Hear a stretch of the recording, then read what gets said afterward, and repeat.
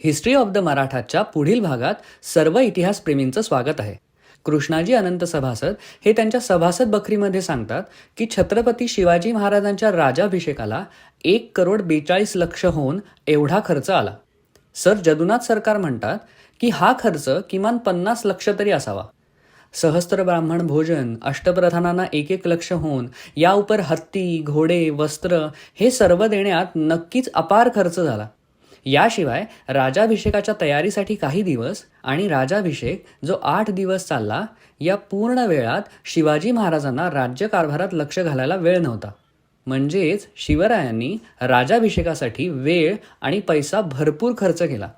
एवढा पाण्यासारखा पैसा आणि वेळ खर्च करून शिवाजी महाराजांनी हिंदू धार्मिक पद्धतीने नक्की राजाभिषेक का करून घेतला असेल? शिवाजी महाराजांच्या या राजाभिषेकाचे महत्त्व आपण आजच्या व्हिडिओत पाहूयात.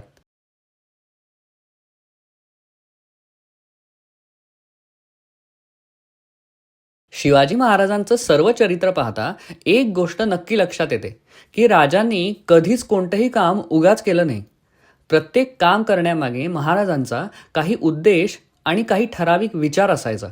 एखादा उद्देश ठरला की मग वेळेचं, पैशाचं, सामग्रीचं आणि माणसांचं योग्य नियोजन करून मगच आपले राजे एखादा बेत पूर्णत्वाला नेत. मग अशा या आपल्या राजांचा भरपूर दिवस आणि अपरंपार पैसा खर्च करून राजाभिषेक करण्यात नक्कीच बरेच उद्देश असणार. हेच उद्देश जाणून घ्यायचा प्रयत्न आपण एकूण 4 मुद्द्यांमध्ये करूयात. यातील शेवटचा मुद्दा सगळ्यात महत्त्वाचा आहे. पहिला मुद्दा, राजांचं वेगळेपण. महाराष्ट्रातील सर्वच मराठे हे पूर्वी स्वतःला राजे हे उपनाव लावून घेत.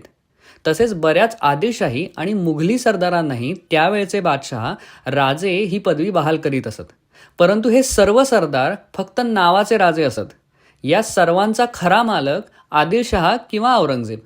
अशावेळी जर शिवाजी महाराजांनी स्वतःला राजे हे उपपद लावून घेतलं असतं तर तेही या आधी सांगितलेल्या नाममात्र राजांच्या पंक्तीत जाऊन बसले असते. अशावेळी स्वतःला औपचारिकरित्या राजाभिषेक करून घेतल्यामुळे आणि स्वतःला राजाभिषेकाच्या वेळी छत्रपती हे उपपद लावल्यामुळे शिवाजी महाराज या इतर चाकरमान्या आणि नाममात्र मराठा सरदारांहून वेगळे झाले आणि सागर संगीत राजाभिषेक झाल्याने त्यांना औपचारिक महाराजपण मिळालं. दुसरा मुद्दा, मराठ्यांचं अधिकृत स्वराज्य.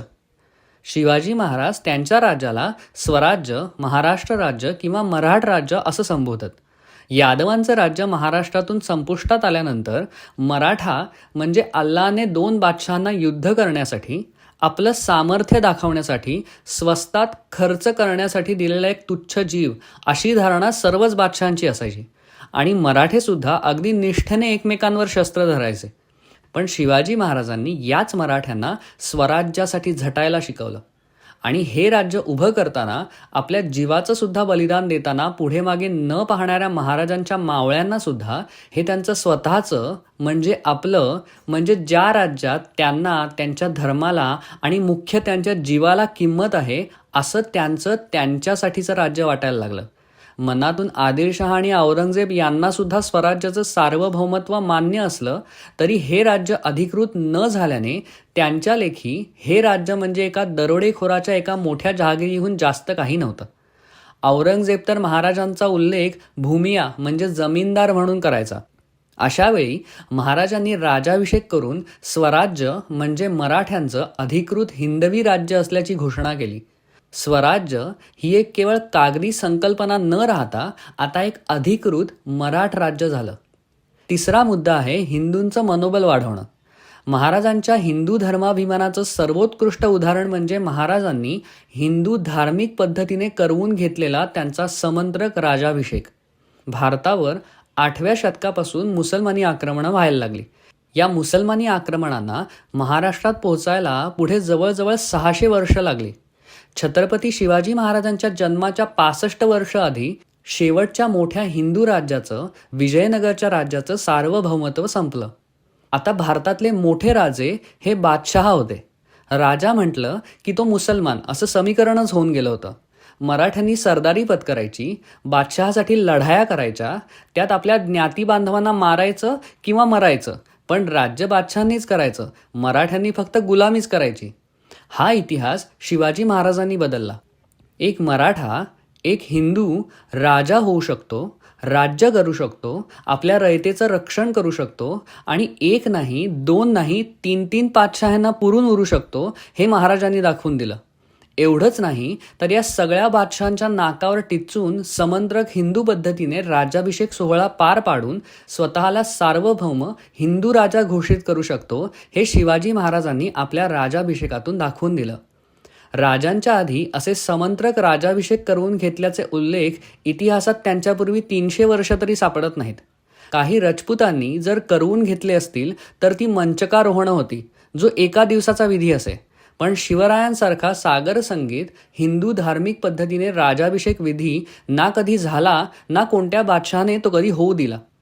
त्यामुळेच या राजाभिषेकाला हिंदू धर्माचं मनोबल वाढवण्याच्या दृष्टीने सुद्धा खूप महत्त्व आहे. चौथा आणि सर्वात महत्त्वाचा मुद्दा, बंडखोर किंवा जमीनदार नाही तर श्री राजा शिवछत्रपती. हा सर्वात महत्त्वाचा मुद्दा.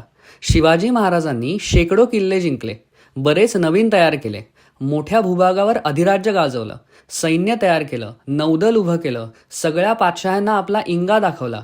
तरी औरंगजेबासाठी शिवाजी महाराज एक साधा जमीनदार होते, तर आदिलशहासाठी एका त्यांच्याच सरदाराचा बंडखोर मुलगा. एवढंच काय तर पिढ्यानपिढ्या या बादशहाचं मीठ खाणाऱ्या कित्येक मराठी लोकांसाठी सुद्धा शिवाजी महाराज म्हणजे शूद्र होते.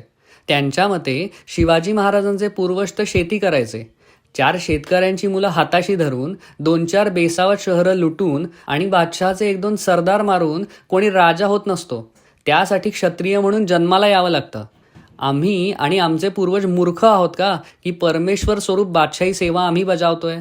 हे असे गुलामगिरीच्या मानसिकतेमुळे ग्रासलेले लोक शिवरायांचा मत्सर करत. यामुळे एवढं राज्य मिळवूनही जोपर्यंत या राज्याला अधिकृत राज्य म्हणून घोषित केलं जात नाही, तोपर्यंत राजे एक जमीनदार किंवा सरदाराचा बंडखोर मुलगाच राहिले असते. यासाठी जेव्हा शिवाजी महाराजांनी राजाभिषेक करून घेतला, त्यावेळी राजधानी म्हणून रायगड ठरवला, भगवा ध्वज आणि जरी पटका हे अधिकृत ध्वज ठरवले, राज्यव्यवहार कोश तयार करून आपल्या राज्याची अधिकृत भाषा ठरवली, अष्टप्रधान मंडळ निर्माण करून राज्यकारभार सांभाळणाऱ्या मंडळाची अधिकृत रचना केली, राजाभिषेक शक निर्माण करून नवीन कालगणना तयार केली, पत्रलेखनाचे आदर्श नमुने तयार केले. या सर्व रचनांमुळे स्वराज्य हे एक अधिकृत राज्य झालं, ज्यासाठी मंत्री कार्यरत होते, जे राज्य दुसऱ्या राज्यांशी परराज्य धोरण टिकवू शकत होतं आणि हे राज्य नियंत्रणात ठेवणारे आणि रक्षणारे छत्रपती शिवाजी महाराज हे एक अधिकृत राजा झाले. या राज्यामध्ये शिवाजी महाराज आधीसुद्धा शेतकऱ्यांकडून सारा म्हणजे कर वसूल करत होते, शत्रूच्या सरदारांकडून चौथाईसुद्धा वसूल करत होते. पण राजाभिषेकानंतर हा कर राजे आता एका अधिकृत राज्यासाठी वसूल करणार होते. हिंदू धर्माप्रमाणे राजाभिषेक झाल्यामुळे हिंदू धर्मातील 4ही वर्णांना न्याय देण्याचा आणि शिक्षा देण्याचा अधिकार सुद्धा राजांना मिळाला. आधी म्हटल्याप्रमाणे शिवाजी महाराज कोणतेच काम उगाच करत नसत. एका राजाभिषेकाने महाराजांनी बरेच उद्देश साध्य केले. स्वतःला प्रभू रामचंद्र, युधिष्ठिर, राजा विक्रमादित्य अशा अभिषिक्त राजांच्या पंक्तीत नेऊन बसवलं. महाराजांचा राजाभिषेक हा महाराजांवर प्रेम करणाऱ्या त्यांच्या रयतेसाठी आणि महाराजांसाठी रात्रंदिवस झटणाऱ्या त्यांच्या सरदार आणि मावळ्यांसाठी एक सोहळा होता, तर महाराजांचा मत्सर करणाऱ्यांसाठी आणि त्यांच्या शत्रूंसाठी एक घोषणा आणि खुलं आव्हान होतं की एक हिंदू, एक मराठा आपल्या कर्तृत्वाच्या बळावर एक नूतन सृष्टी निर्माण करू शकतो, एक नवीन राज्य निर्माण करू शकतो. एवढंच नाही तर स्वतःच्या मागे इतकी जनशक्ती उभी करू शकतो की या जनशक्तीच्या जोरावर शेजारच्या राज्यांना आव्हान देत त्याचा राजाभिषेक थाटामाटात करवून घेत स्वतः अधिकृत अभिषिक्त राजा झाल्याची घोषणा करू शकतो. धन्यवाद.